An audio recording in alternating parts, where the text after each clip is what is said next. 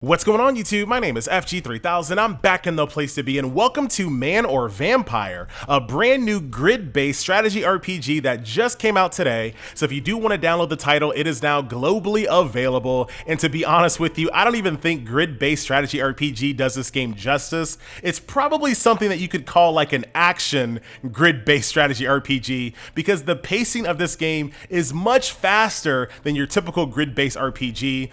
So let me kind of show you what I'm talking about here in combat. So what I'm going to go ahead and do, I'm going to go ahead and put my roster together. I'm going to bring Anna here, who's a healer. I'm going to bring Ophelia, who is a sniper, and Leon, who is a backup tank. Save that. Go on an adventure, and we're going to go to the Frozen Ruins because it's a little bit easier, which will allow me to kind of explain what's going on. Now, the very first thing you'll notice is the art style is very striking and very unique, especially for mobile. There are not a lot of mobile games that look like this, and I very much appreciate it. You got environmental effects. Everything is extremely striking looking. The character models have just enough detail to retain the art style that they're looking for, but still show you what type of detail are on the characters. So I really like this art style, so they definitely get a pass from me. So let me show you how you play the game. So you can basically click anywhere and your team will follow where you pointed. So if there's a barrel over here, you can knock that over, hit this box here, and sometimes boxes have gold coins, potions, and things of that nature. So if you want to make sure that you're min-maxing and getting all the possible gold and loot out of every stage that you possibly can, you want to knock over every single box, every single tombstone, wagon, everything possible has some type of loot potential in it. So that is the navigation of the game. Now, as far as combat is concerned, all you have to do is get in range of an enemy and combat begins. So now it switches to that grid-based strategy RPG system that I was telling you about, but it's much faster. And the reason why it's so much faster is that they took all of the skill abilities that would normally be in a menu system and they streamlined it to the grid. All right. So if I step on this red tile right here, this represents an attack. So since she's a mage and she's ranged, I can step on this tile right here and do a ranged attack. This character right here can heal himself. So let's say I'm a little bit low in HP. I can step on a heal tile and heal. This is my tank right here. So I want to get a little bit closer, get in range, smack him in the face. So it makes everything so much faster and so much quicker to get through. So let me show you a real quick fight here. Right now I'm in combat. Boom, I'm done. I'm out. No grid-based strategy RPG that I've ever seen can get you in and out of combat as fast as Man or Vampire. So definitely appreciate that. In addition to while you're kind of navigating these stages, you also have a torch meter. So if you played games like Darkest Dungeon, for example, the same exact concept applies. So once you're out of torch and once it's completely dark in here, all of the enemies get more powerful. So when you see campfires like this, you can refill your torch. So moving around does not take your torch away. So you can move around all you want. It's the combat that you get into that makes your torch kind of get weaker and weaker over time. So feel free to fully explore the stages as you choose to. So let's go and do a little bit more combat here so I can show you just how fast the game is. Purple tiles represent a special skill. So if I want to heal all of my allies right there, I can step on that purple tile here. Once again, this is my sniper.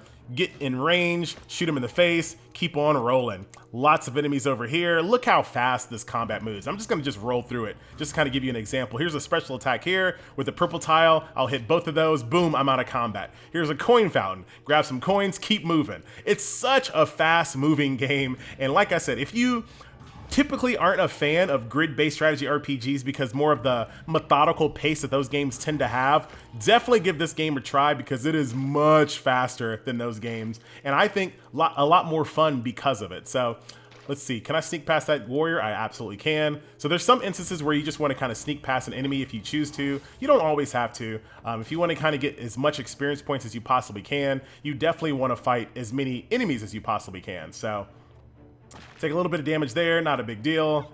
Get a little bit of range on them. Got some gold, got some loot. Now the game also has an autoplay as well. So you can set up an HP setting here. So once I get below 50% HP, my auto will turn off. I can do chain attacks.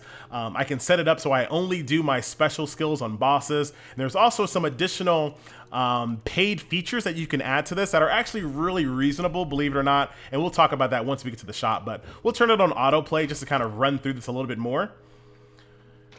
just to give you a feel of what autoplay plays like. Now, why would you want to play on manual versus autoplay? That's a very good question. I'm glad you asked. So in autoplay, the route is a lot more direct. There's going to be a lot of things that they just pass by. The autoplay will try to prioritize treasure chests, but they're not going to prioritize campfires, for example. So you might put yourself in a situation where you are in a stage that's almost too hard for you, and the autoplay disregards all the campfires, making the enemies more powerful, which makes the stage impossible for you to defeat.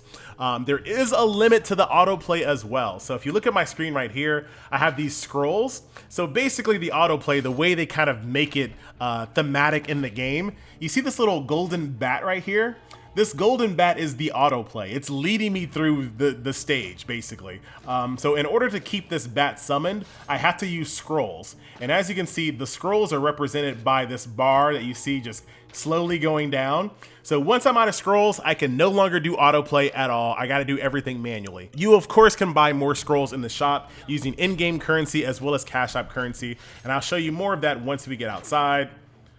But for now, I'm gonna get you to a boss encounter and I'm just gonna cut it and we'll be right back once we fight something a little bit more imposing. So another really neat thing that you can be on the lookout for while you're exploring stages, let's say you're on a stage and it's extremely hard and you're low on HP and MP, you can run across an inn that's run by an NPC that will sell you snacks for an extremely cheap price compared to HP and MP potions. So you can pay 200 gold here, he'll recover your HP and MP for a small amount, and like I said, it's much more beneficial to do it this way as opposed to using potions if you can find one of these inns while you're out and about. So it's not just about killing monsters and running from stage to stage. There are also some NPCs that you can run across that kind of make the world feel a little bit more alive. Now we're about to run across a boss mob right here. As you can see, they're clearly bigger than all of the other mobs that are currently on the stage here.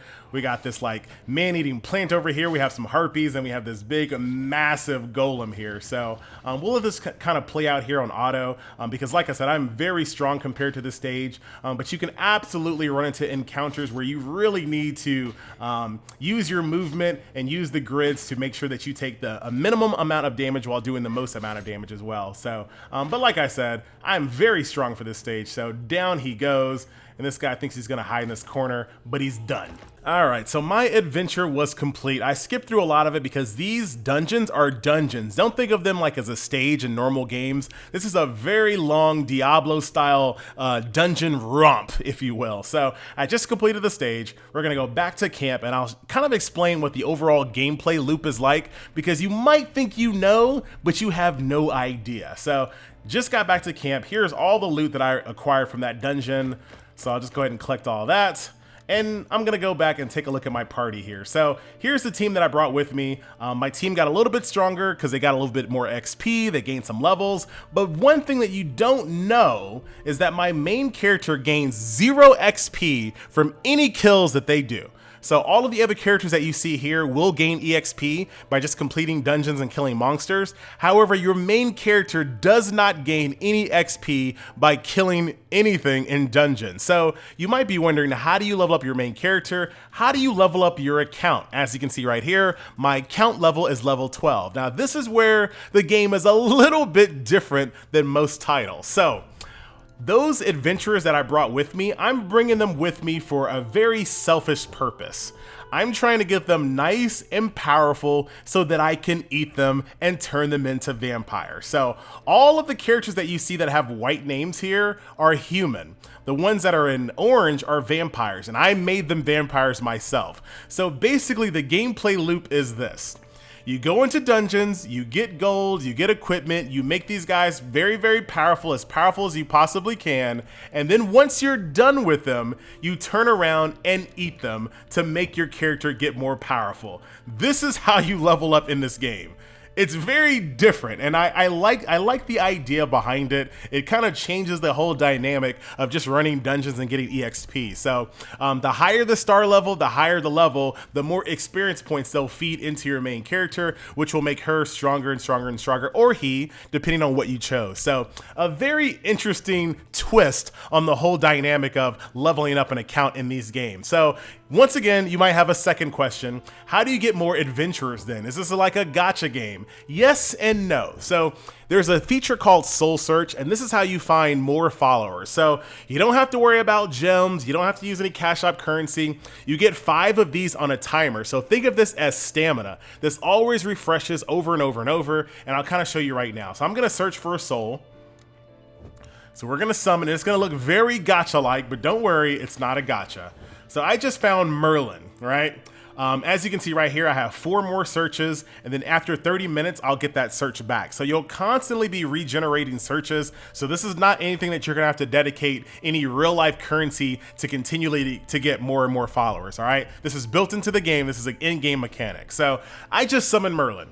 I cannot afford Merlin. Merlin is way too expensive. I'd love to eat a 4-star level 153 max level Merlin that would make me very powerful. I can't afford you, Merlin. You gotta go. So gonna get rid of him and see if we can summon someone else. Someone a little bit cheaper. All right, Kelia, I want you, I want to eat you. So you're a 1-star, so you're not going to give me a lot of experience points, but I can level you up rather quickly. I can get you up to a maximum level of level 21 just by default. So let's say I want to bring her to my team. So she costs 1,000 gold or 50 gems.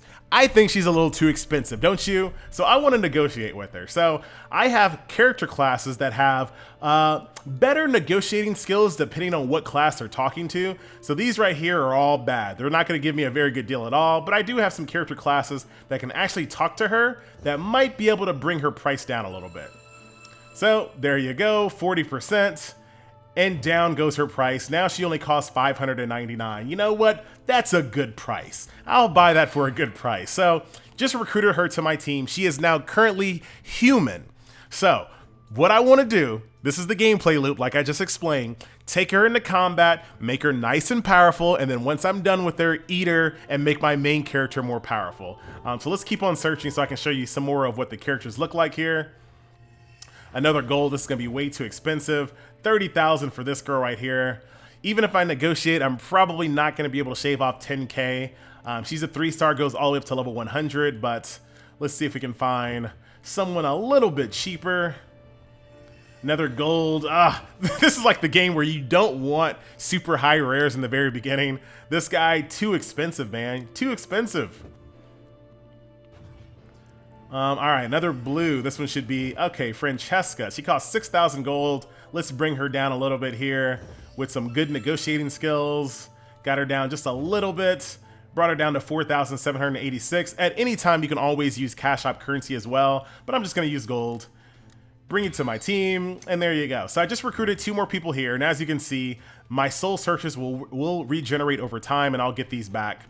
So that's that. So I got some more followers to level up, to eat, to gain more powerful, to rinse and repeat. Now, obviously, as you level the characters up, they will get skills in order for you to level up and go against harder stages. So as you can see, there are tons of stages to go through with their own unique biomes, etc., etc. There's also a story mode as well. So there's quite a bit of content to be had here. In addition to the adventure mode, there's an academy mode that I didn't quite get high enough level to unlock. There's arena, which I'll show you towards the end of the video. And then there's a hell difficulty, of course there is. So a lot of content in this game, especially at launch. And I can definitely see this game getting a lot more. In addition to just kind of unlocking characters, there's also a skill system as well. I'm not gonna show you my main character. Let's do one of my followers here. So you can do skill points. So let's say I want to upgrade my agility. I can do that.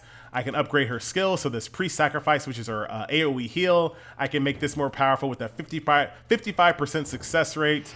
Let's see if that works. YouTube luck, thank you very much. So I can upgrade her skills. I can equip her with gear. I got all kinds of gear that I loot throughout the stage. So once again, make them powerful enough so they can take on more and more powerful encounters, so they can get more and more powerful, so they can feed my vampire to make her more powerful, rinse and repeat, and you keep on going on and on and on until you get to the later stages. And that's kind of the gameplay loop here inside Man or Vampire. A very unique take. I've never seen a game do something like this. I quite enjoy it.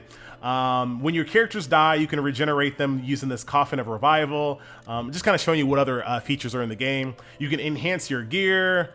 Already showed you. Oh, I didn't show you this. There's a research center here. So if you want to make basically some passive bonuses for your entire squad, you can research them here, and you'll find research papers as you complete stages. So pretty straightforward there. Just showed you the summoning thing here.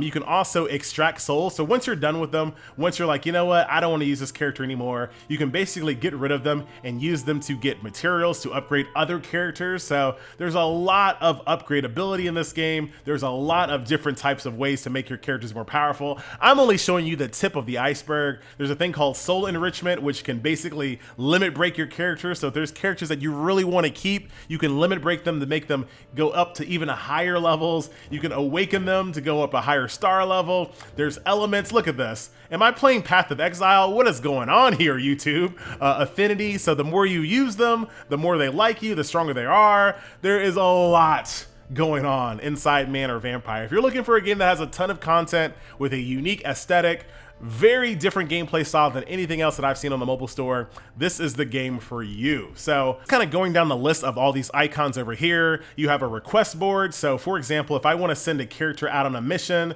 they'll go away for an hour and come back with 24,000 gold, which is a ton of money in this game. You definitely want to do stuff like that, but you have to have the proper character class in order to do so. So Demon Hunter, she goes away for 59 minutes, comes back with 24,000 gold. Here is just your stash, where you keep all of your loot. Think of it as your inventory and your bank. And of course you can make it bigger by using in-game currency or cash app currency. Pretty straightforward there. Here's the soul search feature that I just showed you. The cash shop that, once again, I really don't go through too much in these first impressions videos because you don't really know what you're going to need and what you're not going to need. But there are some packages like a VIP package that takes out all advertisements of the game, which is kind of cool. There's this thing called the intuitive mini map. So you can basically customize the autoplay to find more of those off the beaten path items that the autoplay tends to skip. And that's only $4. The most expensive package in this game is only $27. So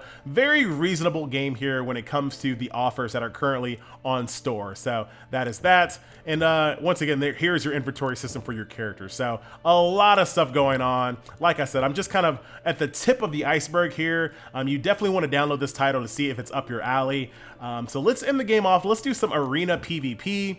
So this is also a little bit different here. So you cannot use humans in PvP mode. You can only use vampires, and keep in mind, vampires are humans that you bite and turn into vampires. So the orange names are the only types of characters that you can use inside arena.